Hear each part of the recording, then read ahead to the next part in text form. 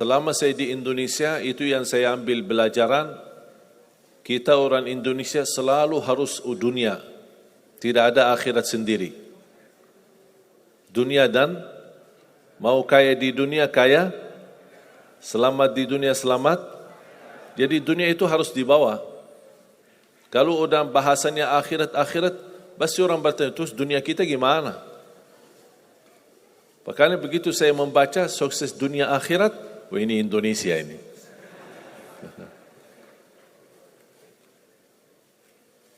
Bahkan hampir setiap ibadah kita pasti yang dikejar dunia.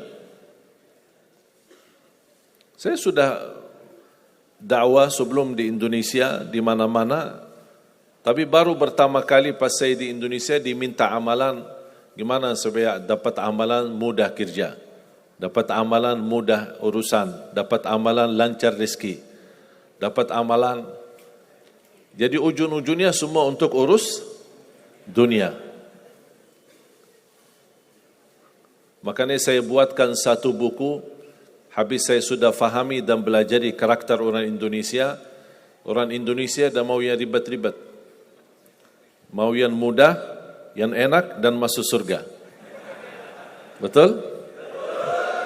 Makanya saya buatkan satu buku, 20 amalan mudah tapi pahalanya sangat menakjubkan. Mudah diingat, mudah dihafal, mudah diamalkan, tapi pahalanya sangat luar biasa. Bapak Ibu jamaah sekalian, kalau benar-benar ingin Anda sukses dunia akhirat, harus kita percaya sepenuhnya takdir. Kuncinya di situ. Percaya sepenuhnya takdir. Takdir itu menjadi salah satu rukun iman. Rukun iman ada berapa? 6. Rukun Islam? 5. Salat berapa waktu? 5 atau 4? Yakin 5? Soalnya benar tak salat subuh?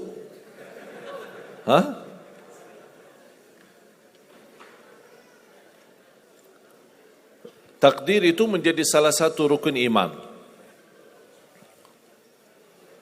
Tapi banyak di antara kita yang belum percaya sepenuhnya soal takdir.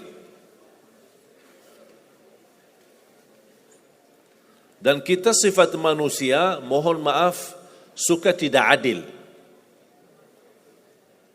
Contoh, kalau Allah berikan karunia, nikmat, pertama kita lupa bersyukur. Yang kedua, kita tidak pernah berkata sama Allah, ya Allah kenapa aku dapat nikmat ini? Tapi sebaliknya, kalau kita diuji oleh Allah, kita kurang sabar, dan kita bertanya sama Allah, ya Allah kenapa saya diuji? Faham tak?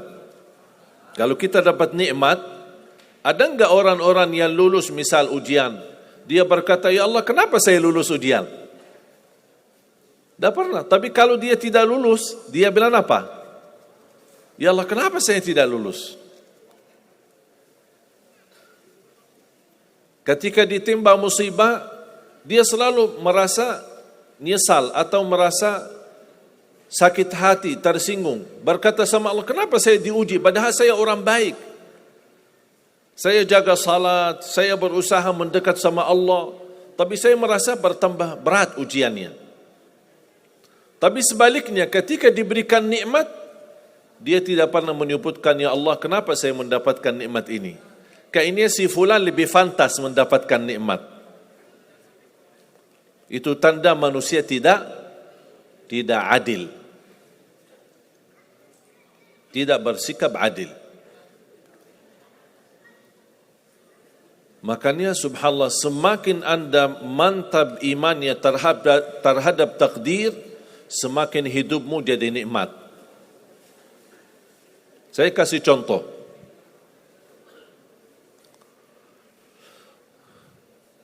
tidak ada persoalan masalah takdir baik. Itu bukan masalah bagi kita.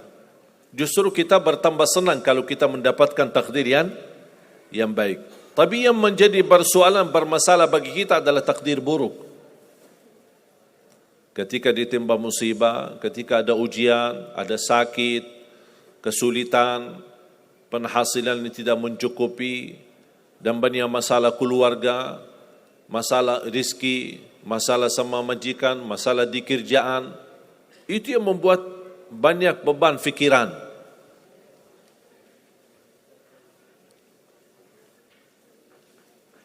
Tapi kita harus tahu, sebenarnya walaupun takdir itu ada baik, ada buruk,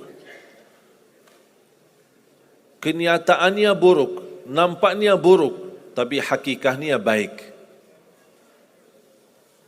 Hakikahnya baik. Tapi kapan kita bisa tahu takdir yang buruk ini bisa menjadi baik bagi kita? Belum tentu sesaat terjadi ujian itu. Bisa jadi belakangan, bahkan bisa menjadi sekian lama baru kita tahu dan sadar. Ternyata takdir itu baik bagi kita.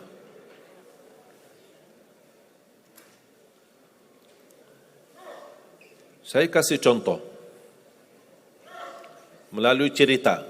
Saya buatkan satu cerita, ingin memberikan pesan kepada orang Muslim, orang beriman, betapa besar karunia Allah dan pertolongan Allah melalui takdir.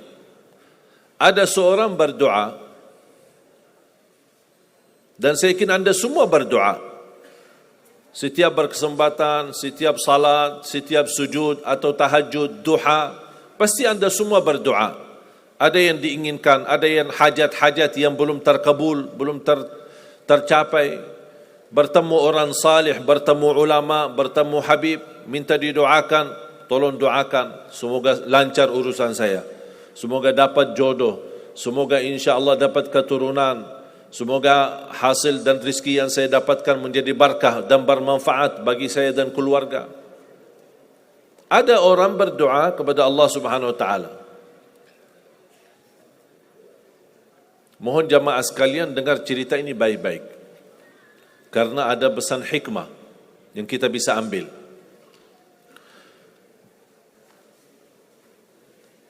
Orang ini berdoa tapi tidak melebihi selain doa meminta jodoh yang salihah, yang cantik, yang kaya. Itu aja doanya, tidak ada yang lain.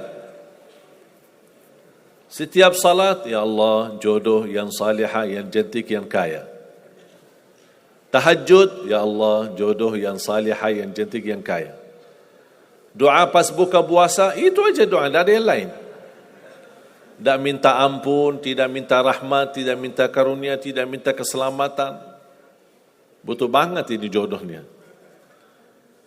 Dapat rezeki sedikit, dapat kemudahan berangkat haji. Selama dia berhaji, selama dia tawaf 7 kali, itu aja doanya. Ya Allah, jodoh yang salihah, yang cantik, yang kaya.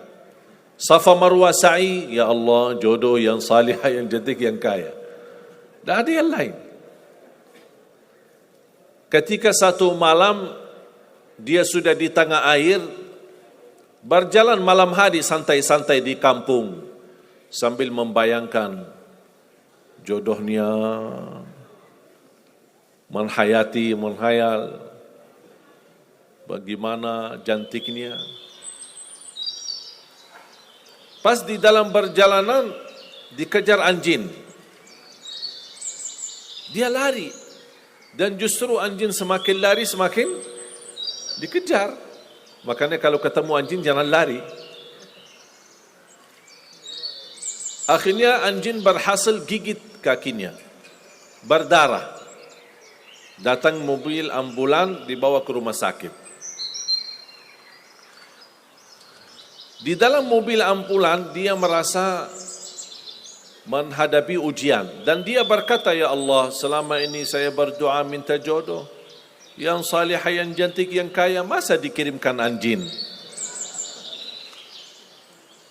Dia belum tahu ada apa. Dan ini yang sering kita lakukan, terlalu cepat respon dan berkata yang tidak baik ketika kita diuji oleh Allah. Sedangkan kita belum tahu apa yang akan terjadi sesudah itu. Ambulan dibawa ke rumah sakit dan subhanallah dirawat di rumah sakit seorang dokter yang cantik, yang salihah, yang kaya, jadi jodohnya. Ada hikmah enggak digigit anjing? Buruk enggak kejadian itu? Buruk, digigit anjing pasti buruk. Tapi ternyata di dalam keburukan Allah menyediakan sesuatu kebahagiaan, sesuatu kebaikan, tapi kita belum tahu. Ternyata Allah sudah kabulkan doanya. Allah sudah kabul.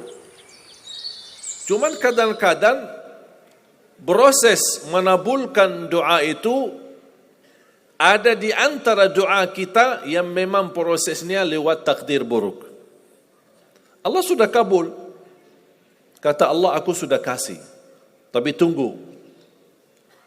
Seperti ini orang. Doanya terus. Ya Allah, jodoh yang salih, yang cantik, yang kaya. Jodoh yang salih, yang cantik, yang kaya. Allah sudah kabulkan doanya, tapi jodohnya ada di rumah sakit. Berarti harus sakit dulu. Gimana cara sakit dulu? Allah punya bermacam cara. Berbagai macam cara. Bisa sakit, tiba-tiba sakit, bisa apa saja alasannya. Di antaranya, tentara Allah yang ada di bumi. Semua yang bernyawa makhluk Allah. Patuh dan taat kepada Allah Subhanahu Wa Taala. Di antaranya anjing. Allah perintahkan, gigit si fulan, biar ketemu jodohnya di rumah sakit. Jalanin tugas. Memang kita menyesal ketika terjadi kecelakaan, tapi kita tidak tahu apa hikmah di belakang kecelakaan itu. Dan sering saya bilang sama jemaah, mudah-mudahan Allah kabulkan semua hajat-hajatmu. Walaupun digigit, mau enggak digigit anjing dulu?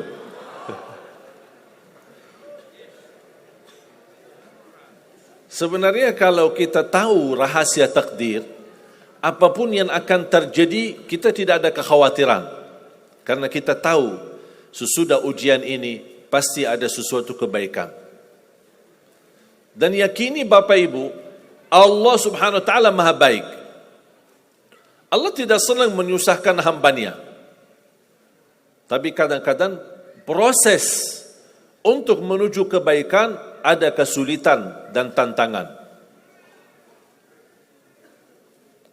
Seperti cerita seorang bapa yang bercita-cita untuk berhaji. Saya bertemu seorang jamaah, usia sudah mungkin 80-an, 80 tahun lebih. Saya pas bertemu diceritakan ini marbot masjid, ahli masjid. Saya berdialog bertahun-tahun, Masya Allah, kerjaannya hanya lap-lap masjid, bersihkan masjid, jaga masjid. Saya berkata sama beliau, Pak, apa yang Bapak inginkan?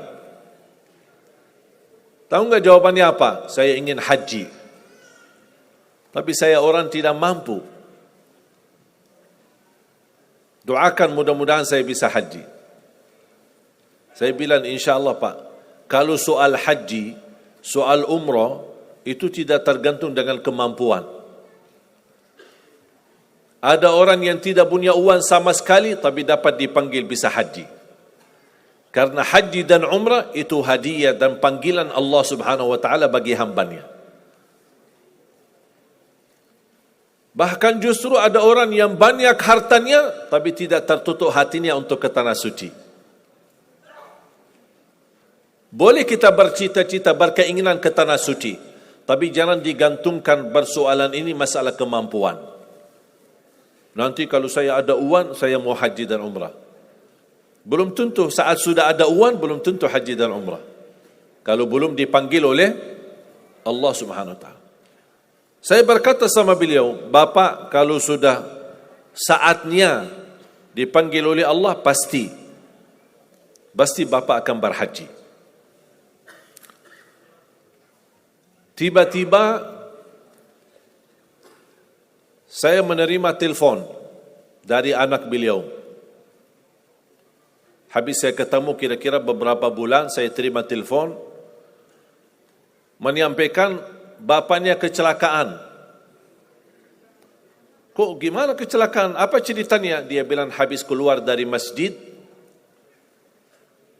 pulang malam hari, nampaknya ada mobil, pas ayahnya lagi seberang jalan, ada mobil tidak memperhatikan, kemudian tabrak. Alhamdulillah tidak terlalu parah, cuman perlu dirawat di rumah sakit sedikit, sebentar. Saya ke sana, pergi. Rumah sakitnya di mana? Dikasih tahu alamatnya. Saya datang kunjung silaturahim. Pas beliau bertemu dengan saya, nangis dan pingin peluk saya. Dan terus saya tanya gimana? Kata beliau, ada cerita yang istimewa terjadi sama saya.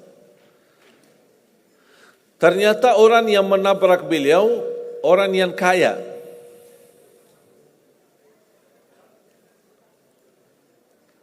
Habis itu orang yang kaya minta maaf sama si bapak ini. Mohon maaf Pak Haji, mohon maaf Pak Haji. Beliau tambah nangis. Orang kaya bingung, ya kenapa saya setiap mohon maaf malah nangis dia. Ditanya kenapa Pak nangis, sakit? Tidak, karena bapak dari tadi bilang Pak Haji, sedangkan saya belum haji.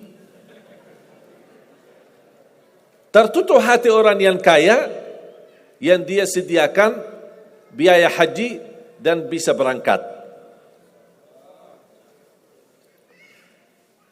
Dan kata beliau, betul apa yang disampaikan ketika pertama kali bertemu. Kalau sudah saatnya dipanggil oleh Allah, pasti bisa ke tanah suci. Walaupun ditabrak mobil. Berarti intinya apa? Apa yang saya ingin sampaikan, jangan ada yang merasa menolong atau merasa sakit hati atau merasa tersinggung ketika menghadapi ujian. Merasa belum terkabul keinginannya, Allah sudah kabulkan. InsyaAllah tidak ada di antara kita yang ditolak doanya. Cuman kita mohon maaf kadang-kadang buru-buru. Ingin selalu semuanya cepat. Kadang-kadang kalau terlalu cepat apa yang kita inginkan kita dapat, itu bahaya juga. Dan Allah ingatkan, kalau manusia, Allah tidak sulit menjadikan manusia semuanya kaya. Kalau sekarang saya bertanya, mau enggak semuanya jadi orang kaya? Pasti mau, siapa yang tidak mau. Coba bayangkan, kira-kira sulitlah bagi Allah menjadikan semua manusia di bumi kaya raya? Sulit tidak? Tapi pertanyaan saya, kira-kira berjalan hidup kita enggak kalau kita semuanya kaya? Bisa berjalan lancar? Masa enggak? Semuanya kaya raya. Gimana kehidupan kita sehari-hari? Berjalan lancar tidak? Kenapa tidak? Saking banyak kekayaannya. Kalau semuanya kaya, memang sulit menjalani kehidupan. Contoh, cari supir. Siapa yang mau supirin kita? Sama-sama kaya. Datang minta tolong sama teman. Boleh enggak ini cariin supir? Aku aja lagi cari supir, dah dapat. Mau punya perusahaan sendiri, butuh tenaga kerja kan? Semuanya orang kaya. Buat apa kalau mereka semua kaya, masing-masing punya pabrik, tapi tidak ada yang bekerja? Sulit nggak jalan hidup? Sulit.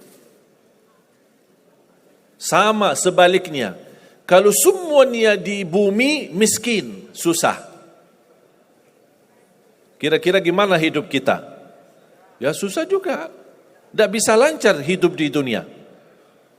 Setiap ada orang datang minta tolong, Pak, apalagi saya Pak? Saya aja susah. Tapi makanya ada hikmah. Allah menjadikan ada yang kaya, ada yang miskin. Yang kaya menutupi kebutuhan yang miskin, miskin juga menutupi kebutuhan yang kaya, saling mengisi. Supaya apa? Supaya dunia ini berjalan.